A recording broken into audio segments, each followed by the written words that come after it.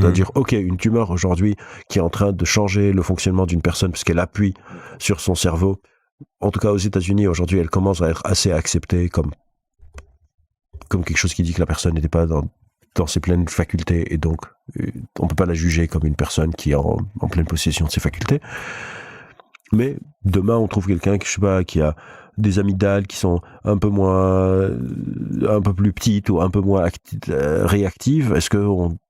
C'est-à-dire où est-ce qu'on met le curseur de la responsabilité individuelle et cette séparation. Et il y a de plus en plus de papiers qui sortent, c'est assez intéressant. Je recommande vraiment les gens qui sont intéressés d'aller regarder. Il y a un papier qui est sorti récemment qui fait une sorte de bilan de tout ce qu'il y a à savoir sur la neuroloi aujourd'hui.